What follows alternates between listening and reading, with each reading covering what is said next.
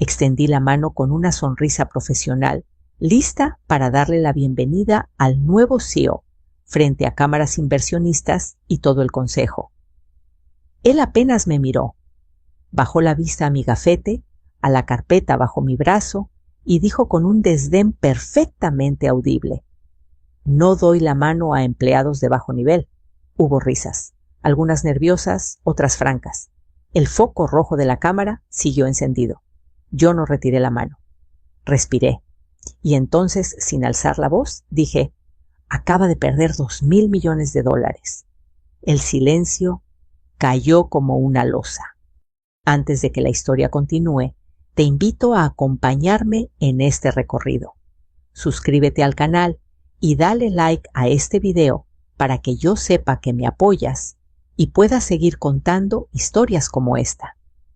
Y no olvides comentar aquí abajo desde qué ciudad nos estás viendo. Ahora sí, empecemos. La sala era un catálogo de éxito corporativo, una mesa larga de madera pulida, sillas de piel alta, pantallas listas para la presentación y un equipo de comunicación ajustando micrófonos con sonrisas tensas. Las cámaras estaban colocadas en 3 ángulos: transmisión interna, inversionistas externos y archivo. Siempre hay un archivo. Nadie piensa en él hasta que algo sale mal. Yo lo sabía, por eso estaba allí. Llegué con tiempo, no por ansiedad, sino por costumbre. Me senté al final de la mesa, donde no había un letrero con nombre. No me molestó. Aprendí hace años que los rótulos son para quienes necesitan recordarse a sí mismos quiénes son. La carpeta bajo mi brazo tenía documentos que no necesitaban presentación. Aún así, nadie me preguntó quién era. Nadie lo hace cuando cree que ya entendió la jerarquía. Cuando él entró, el murmullo se elevó apenas un tono. Traje impecable sonrisa ensayada, la seguridad de quien ha practicado su discurso frente al espejo. Mi exmarido, el nuevo CEO, el hombre que conocía cada gesto mío, y aún así creyó que podía borrar mi existencia con una frase. Caminó hasta su asiento, saludó a los miembros del consejo, estrechó manos. Cuando se acercó a mí, hice lo que el protocolo indica, me puse de pie y extendí la mano. No fue un error, fue una decisión. Él se detuvo. Miró mi mano, como si fuera un objeto fuera de lugar. Luego levantó la vista lo suficiente para que las cámaras captaran su gesto y dijo aquella frase. Hubo risas. El tipo de risas que buscan pertenecer. El tipo de risas que se arrepienten al segundo siguiente. Yo sentí el peso de la carpeta hacerse más pesado, no por los papeles, sino por lo que representaban. Pensé en cuántas veces durante el matrimonio había escuchado ese mismo tono disfrazado de broma. Pensé en cuántas veces había callado. No esta vez. No retiré la mano. Lo miré a los ojos. Vi el parpadeo breve de incomodidad. El cálculo. Se había pasado de la raya. Bajé la mano con calma, a mi ritmo, y coloqué la carpeta sobre la mesa justo en el borde de su campo visual. Entonces hablé.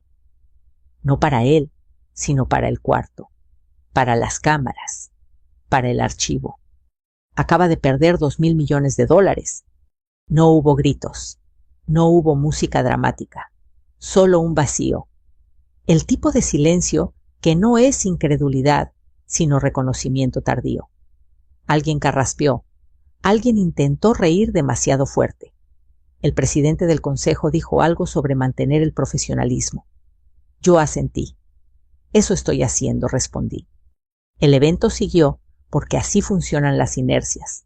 La primera diapositiva apareció transición de liderazgo. Palabras pulidas, gráficos suaves.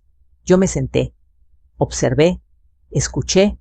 El CEO habló de visión y futuro. Evitó mirarme. Yo no necesitaba su atención. Necesitaba que siguiera hablando. Cada frase era un clavo más en una estructura construida sobre una suposición equivocada. Para entender cómo llegamos allí, tengo que retroceder. Mi nombre es Verónica. Tengo 46 años.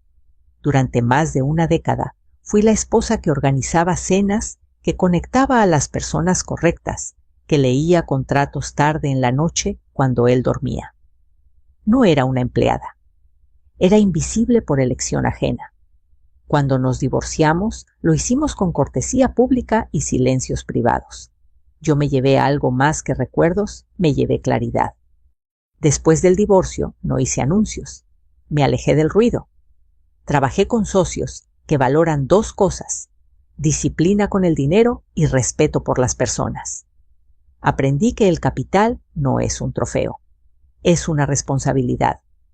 Aprendí que la reputación no se defiende con discursos, sino con conducta. Y aprendí sobre todo que las líneas existen para ser respetadas, no para ser probadas. La inversión que hoy celebraban $2,000 millones estructurados en tramos no apareció de la nada. Estaba condicionada, siempre lo estuvo. Había cláusulas. Una de ellas hablaba de conducta y reputación durante negociaciones y anuncios públicos. No era letra muerta. Era una promesa escrita con experiencias pasadas. Cuando me invitaron al evento, el correo decía representante por confirmar. No figuraba mi nombre. Lo noté. Sonreí. Decidí ir en persona, no para provocar, sino para observar. Quería ver cómo se comportaban cuando creían que nadie importante los estaba mirando. Quería ver si el hombre que fue mi esposo había aprendido algo. Las flores en la esquina de la sala eran blancas sobrias. Alguien dijo que daban calidez. Pensé que la calidez no se compra con arreglos florales, se practica. Mientras el CEO continuaba con su discurso, yo sentí algo que no era rabia, era certeza. Sabía que al final de esa presentación nada sería igual, no porque yo quisiera destruir, sino porque alguien había elegido humillar frente a cámaras. Y cuando eso ocurre, el costo no lo paga quien guarda la calma. Miré el foco rojo encendido. Pensé en el archivo. Pensé en la frase que mi padre repetía: el respeto no se mendiga, se ejerce. Y cuando no está, se retira uno con dignidad. La reunión avanzó. Yo esperé. Había tiempo. Siempre lo hay cuando la verdad ya está escrita. La segunda diapositiva avanzó con un clic suave, casi educado. Proyecciones, calendarios, palabras como confianza y estabilidad. Yo escuchaba con atención, pero no porque necesitara la información. La conocía mejor que muchos en esa mesa. La había leído antes de que se imprimiera, antes de que alguien ensayara cómo pronunciarla frente a las cámaras. Lo que me interesaba era otra cosa: los gestos, las miradas que se esquivaban, el modo en que mi exmarido evitaba cruzar los ojos conmigo como si yo fuera un espejo incómodo. Durante años fui experta en leer silencios. En nuestro matrimonio los silencios decían más que las discusiones. Él hablaba de ambición, como si fuera una virtud moral. Yo aprendí a traducir la prisa. Por llegar, miedo a quedarse. Cuando el divorcio llegó, no fue con gritos ni portazos. Fue con una mesa de comedor demasiado grande y una conversación que duró menos de una hora. «Necesito crecer», dijo. Yo asentí. Entendí que crecer para él significaba dejar de verme. Después, el mundo siguió girando. Yo no desaparecí. Simplemente dejé de ocupar el lugar que me habían asignado. Trabajé con discreción. Invertí con cuidado. Me rodeé de personas que no confunden el volumen con la autoridad. En ese proceso aprendí algo esencial. Cuando el dinero entra a una sala, no debería ser para humillar a nadie. Debería ser para construir algo que dure más que el ego de quien firma. Por eso, acepté involucrarme en esta operación. La empresa tenía activos sólidos y un problema evidente: demasiadas decisiones tomadas para lucirse, muy pocas para sostenerse. La transición de liderazgo era la excusa perfecta para vender una historia nueva. Yo no invertí en historias, invertí en condiciones.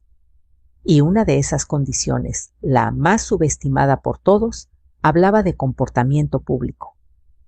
No porque me interesara la corrección política, sino porque había visto lo que ocurre cuando el desprecio se normaliza, se filtra, se replica, se vuelve cultura. Mientras el CEO hablaba, noté cómo algunos miembros del consejo se acomodaban en sus sillas.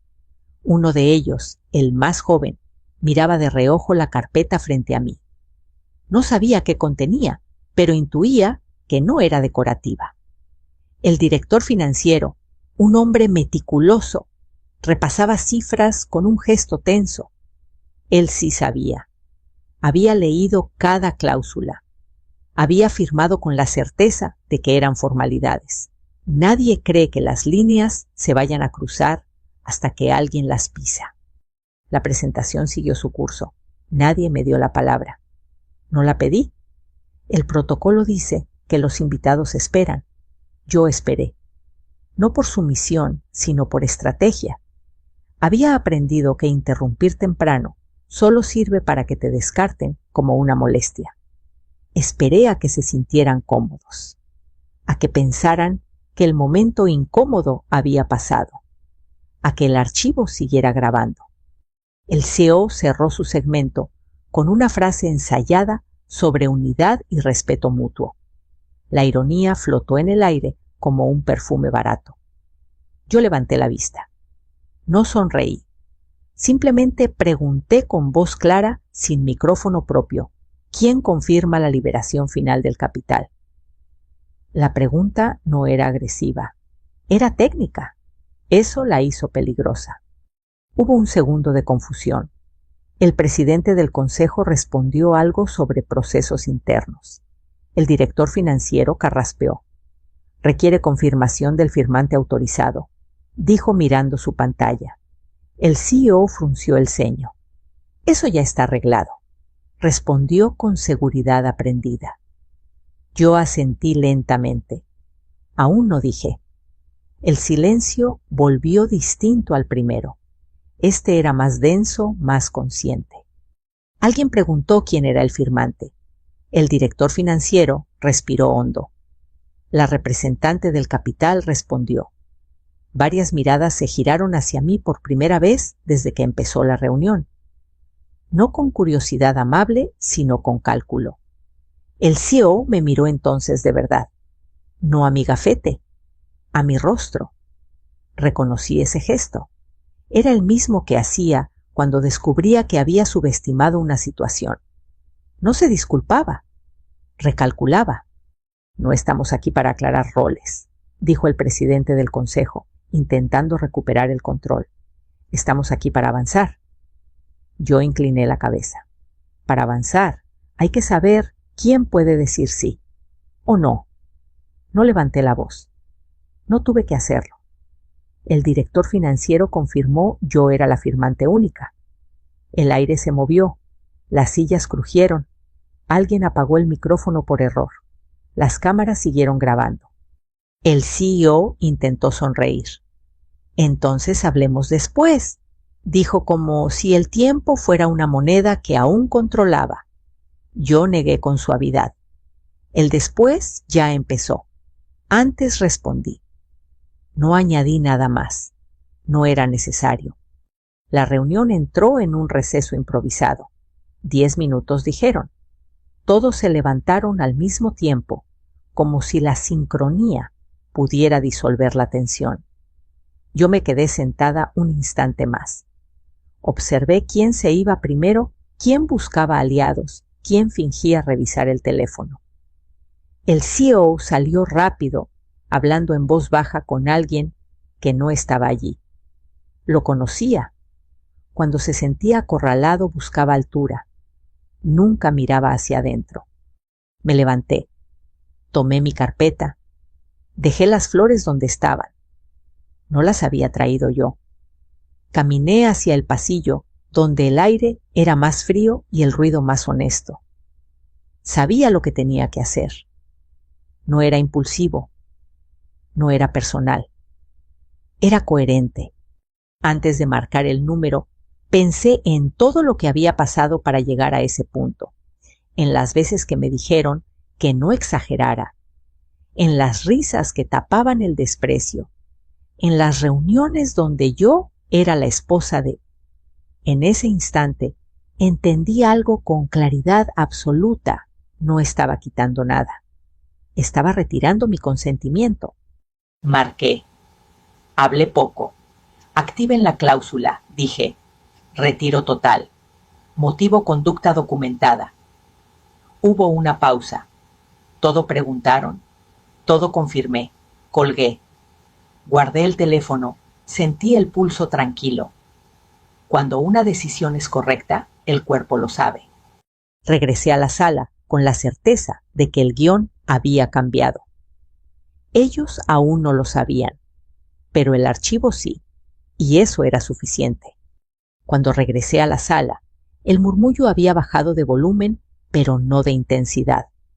Era ese ruido contenido que aparece cuando todos saben que algo importante está a punto de ocurrir y nadie quiere ser el primero en nombrarlo. Me senté en el mismo lugar, al final de la mesa, como si nada hubiera cambiado. Coloqué el teléfono boca abajo frente a mí.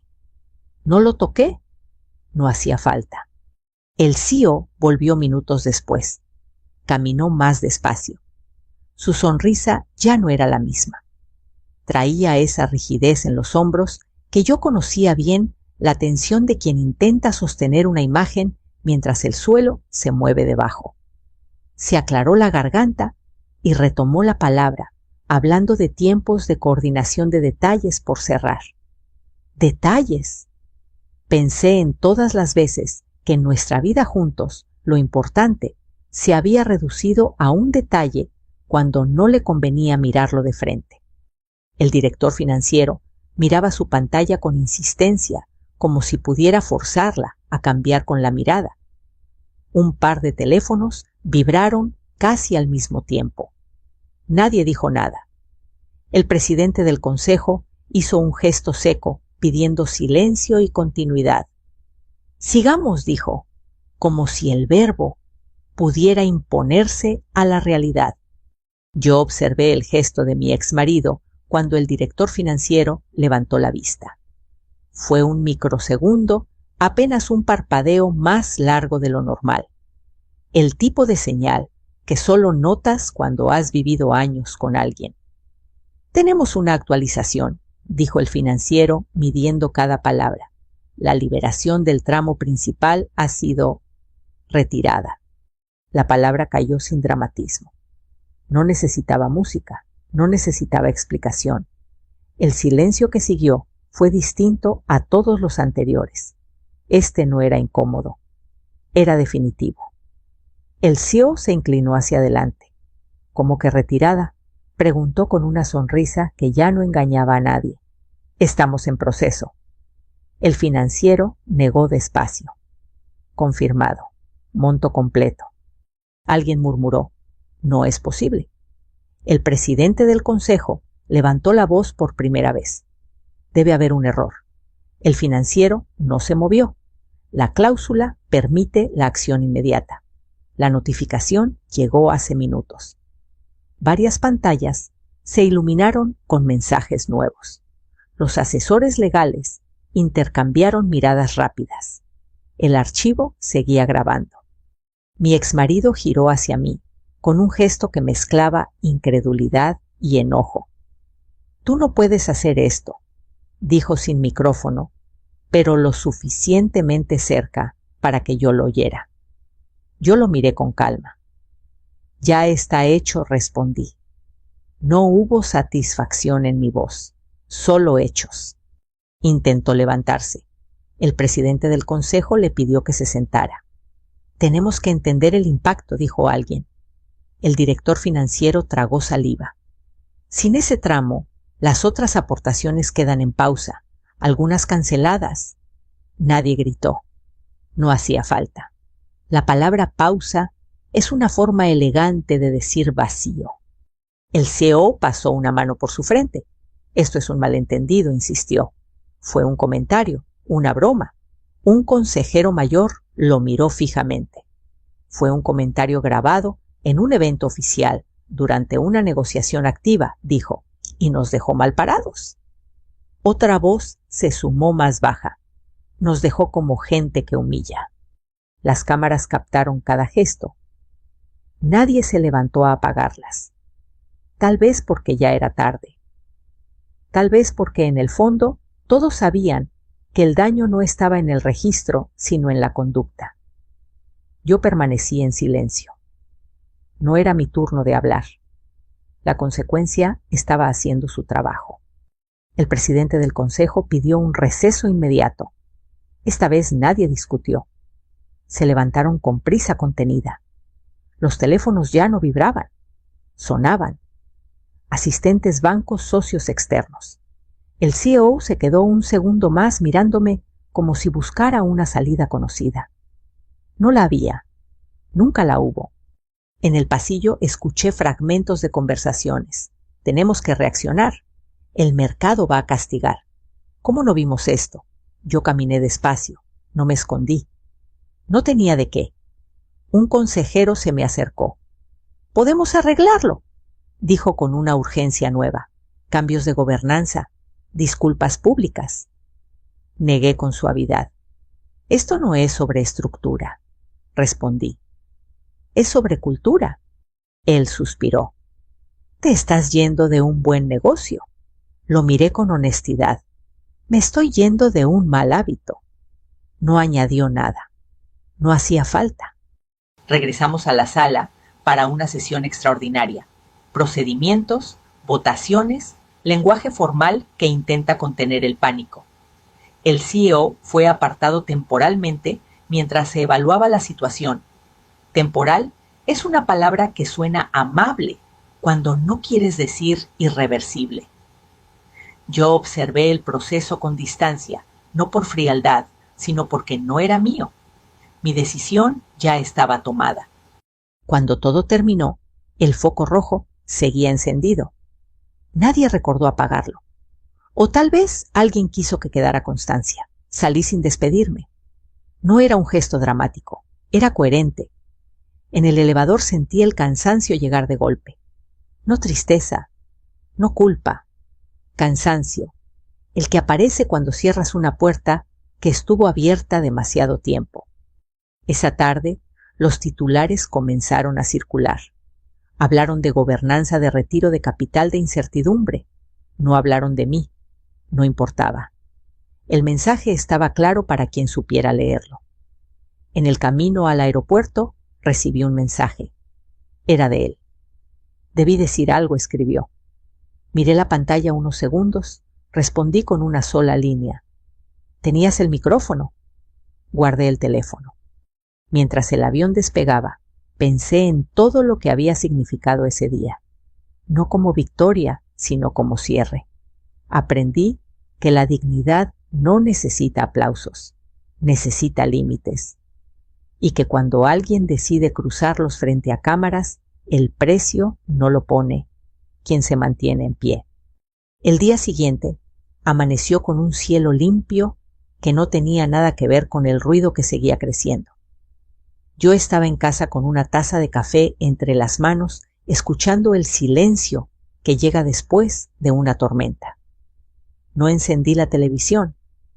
No abrí las noticias.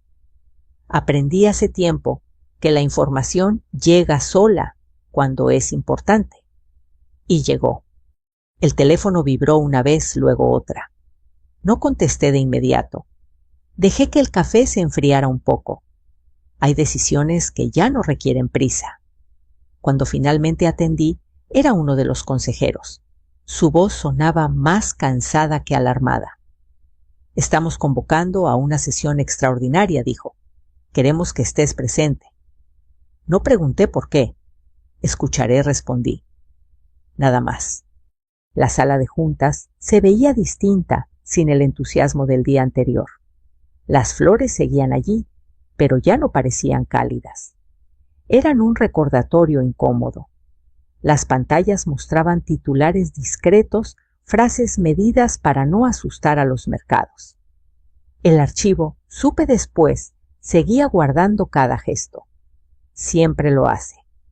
Me senté en el mismo lugar, no porque me asignaran ese asiento, sino porque me daba una vista completa. El presidente del consejo abrió la sesión con palabras cuidadosamente neutras. Estamos aquí para evaluar el impacto y definir los siguientes pasos. Impacto. Pasos.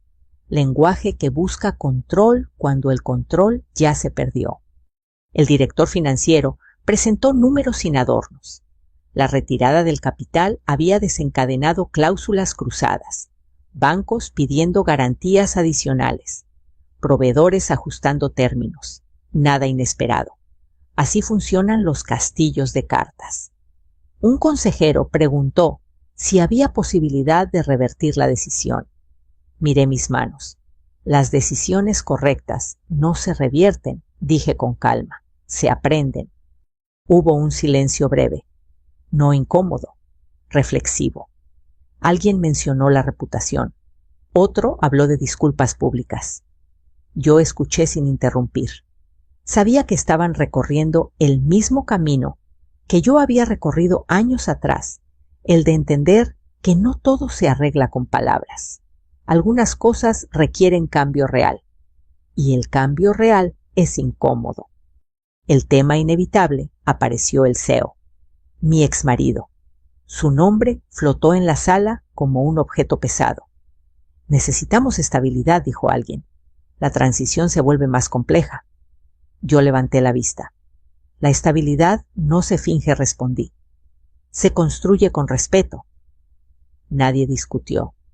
No porque estuvieran de acuerdo, sino porque ya no había argumentos fáciles. Propusieron un comité, revisiones, comunicados. Yo asentí a lo que era razonable y me mantuve firme en lo esencial.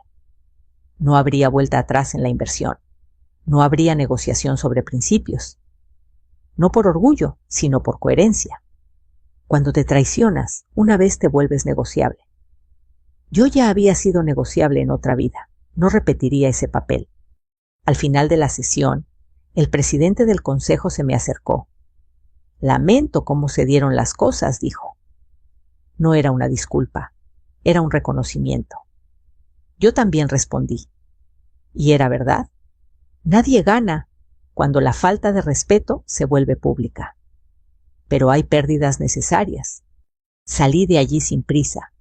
Afuera, el ruido de la ciudad seguía su curso.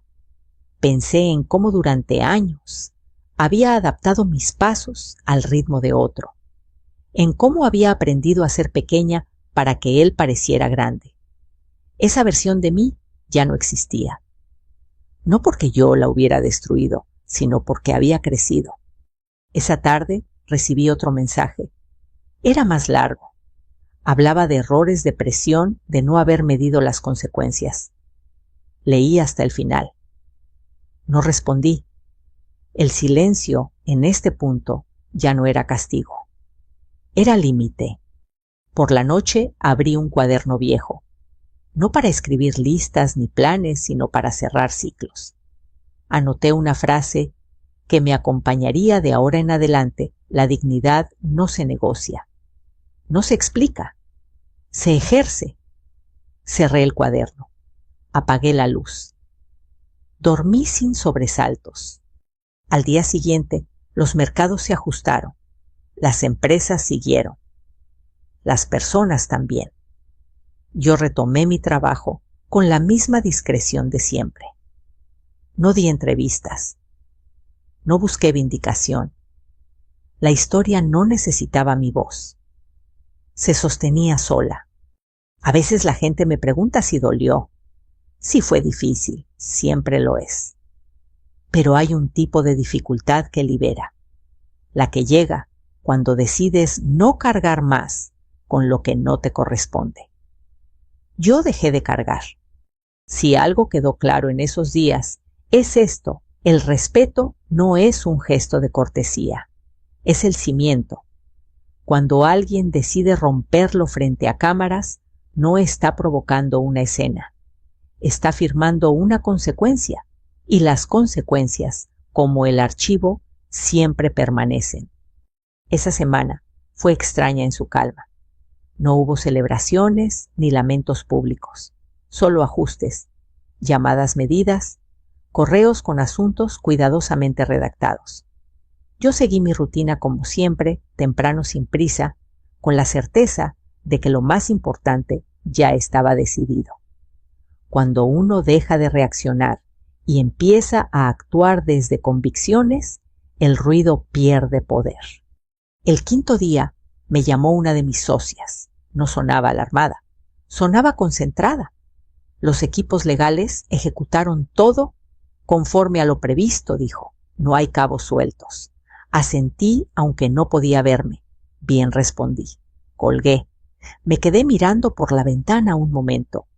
La ciudad seguía igual. Eso también era una lección. El mundo no se detiene por nuestros dramas personales. Recordé la llamada que había hecho en el pasillo minutos antes de que todo se volviera público. Fue la llamada más corta y más clara de mi vida. No hubo discursos, no hubo amenazas, solo una instrucción precisa. Pensé en cuántas veces en el pasado había explicado de más. Había intentado convencer, había buscado comprensión. Esta vez no. Esta vez bastó una frase. Activar la cláusula no fue un acto de venganza, fue un acto de coherencia. Había pasado años construyendo un marco de trabajo donde el dinero respondiera a valores, no a caprichos. Si no lo hacía valer en el primer momento crítico, ese marco no valía nada. Entendí algo fundamental: las líneas solo existen si estás dispuesto a sostenerlas cuando cruzarlas resulta conveniente para otros. Ese mismo día recibí una invitación informal para conversar. Venía de un intermediario bien intencionado. Quizá puedan encontrar un punto medio, sugería. Leí el mensaje y lo dejé sin respuesta. No porque despreciara el diálogo, sino porque el punto medio entre respeto y desprecio no existe. Hay cosas que no se negocian sin traicionarte. Por la tarde salí a caminar. Me gusta observar a la gente en sus rutinas, el vendedor que acomoda su puesto, la mujer que espera el camión con paciencia, el hombre que barre la acera como si fuera su territorio. Pensé en cuántas personas han sido humilladas en silencio por alguien con poder. Pensé en cuántas veces se normaliza esa conducta porque así son las cosas. No, así no son. Así se permiten. Esa noche, mientras revisaba documentos para otro proyecto, me llegó un correo largo. Era de él. No lo abrí de inmediato. Lo hice más tarde, cuando supe que podía leer sin que me afectara. Hablaba de presión de errores, de no haber dimensionado el impacto. Decía que todo había sido malinterpretado. Cerré el correo. No contesté. No porque no tuviera palabras, sino porque ya no tenía preguntas. Al día siguiente, los rumores se consolidaron en decisiones. El Consejo anunció medidas. El mercado reaccionó como siempre reacciona cuando la narrativa se rompe con cautela. Nada de eso me sorprendió. Lo que sí me llamó la atención fue la cantidad de mensajes de personas que no conocía. Mujeres en su mayoría, algunas mayores. Me escribían para decirme que entendían, que habían pasado por algo similar, que ver a alguien sostenerse en silencio les había recordado su propia fuerza. Leí cada mensaje con respeto. No respondí a todos, pero los guardé. Las historias compartidas también son capital.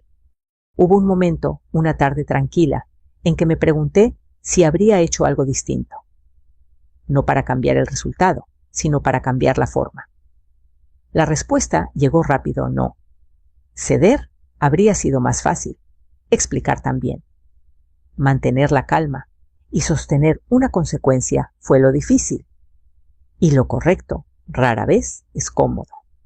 Esa misma semana firmamos otros acuerdos, con otras empresas, con otras personas, sin cámaras, sin arreglos florales, sin frases ensayadas.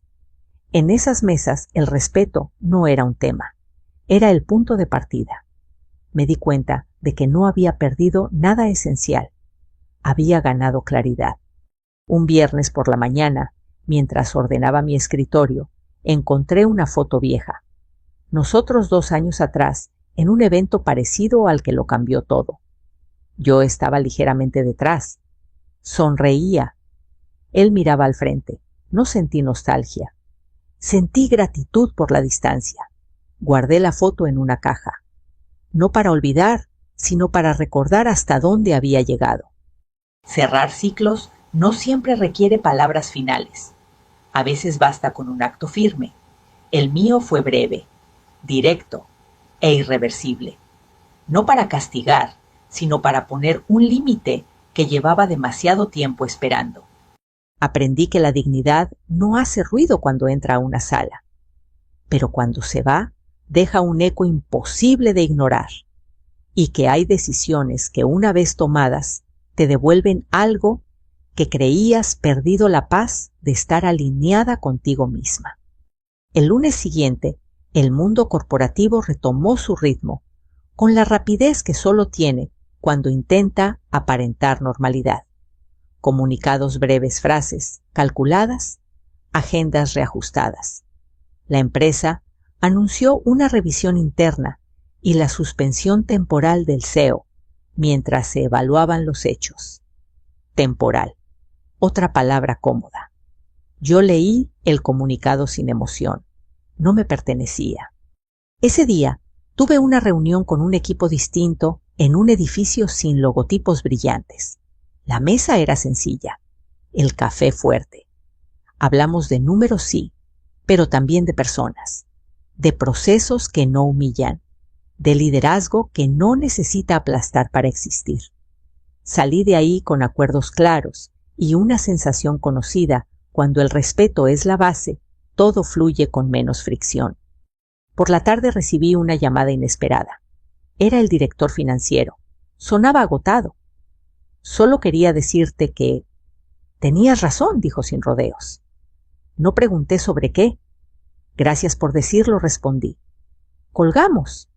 No hubo promesas ni reproches. A veces el reconocimiento tardío es lo máximo que alguien puede ofrecer. Mientras tanto, el archivo seguía haciendo su trabajo silencioso. Fragmentos del evento comenzaron a circular en círculos cerrados. No por morbo, sino por advertencia. La frase, la risa, el gesto. Todo estaba ahí. No editado, no explicado. Crudo. Vi uno de esos clips una sola vez. Bastó. No necesitaba revivirlo. El mensaje ya no era personal. Era estructural. Mi exmarido intentó llamarme esa noche. No contesté. Dejó un mensaje de voz. Lo escuché días después.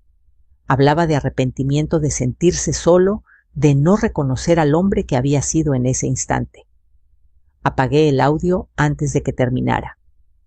No porque no me importara, sino porque ya no era mi responsabilidad acompañarlo en su aprendizaje. Cada quien enfrenta las consecuencias de sus actos a su tiempo. El consejo se reunió de nuevo, esta vez sin cámaras. Me invitaron a participar en una conversación sobre posibles caminos futuros. Escuché con atención. Hablaban de reconstruir confianza, de enviar señales al mercado. Yo asentí cuando correspondía y fui clara cuando no. La confianza no se reconstruye con comunicados, dije. Se reconstruye cambiando comportamientos. Algunos tomaron nota, otros no.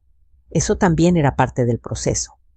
Hubo un punto en la reunión en que alguien preguntó si yo estaría dispuesta a reconsiderar en el futuro. No respondí de inmediato. Pensé en la pregunta, pensé en el pasado. No ahora, dije al final. No cerré la puerta, tampoco la abrí. La dejé donde debía estar, bajo condiciones claras. Esa noche, al llegar a casa, sentí algo distinto. No alivio, no triunfo.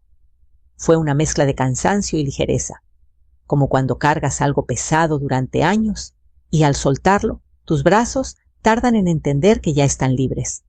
Me senté en silencio. Respiré. Dejé que el cuerpo alcanzara la decisión.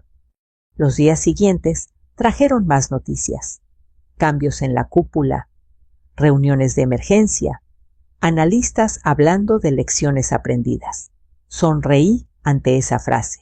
Las lecciones no se anuncian, se incorporan o se repiten. El tiempo diría cuál opción elegirían. Una tarde recibí un mensaje corto de una mujer que no conocía. Decía, gracias por no gritar. Me quedé pensando en eso, en cómo durante tanto tiempo se ha esperado que las mujeres reaccionen de cierta manera para ser tomadas en serio. Yo no grité, no lloré frente a cámaras, no pedí permiso. Sostuve un límite y eso fue suficiente. También pensé en mis hijas, en las generaciones que vienen, en el tipo de ejemplo que queda cuando alguien decide no tolerar el desprecio, aunque venga disfrazado de poder. No se trata de dinero. Nunca se trató solo de eso. Se trata de la forma en que nos miramos unos a otros cuando creemos que nadie importante está observando. El ruido empezó a bajar. Como siempre ocurre, las historias nuevas desplazan a las viejas. Yo seguí adelante, no con prisa, sino con dirección. El capítulo con él estaba cerrado. No con una discusión final, sino con una consecuencia clara. Y eso entendí, es una forma de cierre mucho más sólida. Aprendí algo que no olvidaré: cuando mantienes la calma frente al desprecio, no te vuelves débil. Te vuelves imposible de manipular. Y cuando las consecuencias llegan, no necesitan explicaciones largas. Hablan por sí mismas. El tiempo tiene una forma curiosa de acomodar las cosas. No lo hace con ruido ni con urgencia. Lo hace con distancia. Semanas después, la historia ya no era el centro de ninguna conversación. Había otros titulares, otros escándalos, otros nombres. Yo seguí con mi vida con el mismo paso firme y silencioso que me había traído hasta aquí. No sentí la necesidad de explicar nada más. Quien quiso entender, entendió.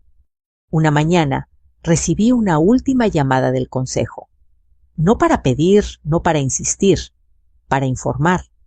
La empresa había tomado decisiones definitivas, cambios profundos, nuevas reglas internas, un reconocimiento implícito de que el problema no había sido un comentario aislado, sino una manera de ejercer el poder. Escuché. Agradecí la llamada. Cerré el tema. No por desinterés, sino porque mi papel ya estaba cumplido. Ese mismo día caminé por un parque cercano. Me gusta observar los detalles pequeños: hojas moviéndose con el viento, niños aprendiendo a andar en bicicleta, personas mayores sentadas en bancas compartiendo historias que nadie graba. Pensé en cómo, durante tanto tiempo, yo había creído que el respeto era algo que se ganaba aguantando. Ahora sabía que no. El respeto se preserva eligiendo cuándo irse. No volví a ver a mi exmarido. No hubo encuentro final ni conversación catártica. Hubo silencio. Y por primera vez, ese silencio no pesó. Era un silencio limpio, de esos que no exigen respuesta. A veces la mayor claridad llega cuando dejamos de pedirla. Con el paso de los meses me llegaron invitaciones a espacios distintos, mesas donde no se hablaba de humillar para impresionar, sino de construir para sostener. Acepté algunas, rechacé otras. Elegir también es una forma de decir quién eres. Me di cuenta de que ya no tenía que demostrar nada. Mi coherencia hablaba por mí. Algunas personas me preguntaron si volvería a invertir en una situación similar. Siempre respondí lo mismo: si las condiciones son claras y el respeto es real. No es una amenaza, es un principio. Porque aprendí que el dinero sin valores es solo ruido, y que los valores sin acciones son solo palabras bonitas. A veces recuerdo aquel momento inicial, la mano extendida, la frase despectiva, las risas, el foco rojo encendido, y pienso en lo rápido que alguien puede perderlo todo por creer que está por encima de los demás. No siento rencor, siento una especie de serenidad profunda, la serenidad de haber actuado de acuerdo con quien soy. Si algo me dejó esta historia, fue una certeza que quiero compartir contigo que me escuchas ahora. No importa cuántos años tengas ni desde dónde estés viendo esto. El respeto no llega con títulos.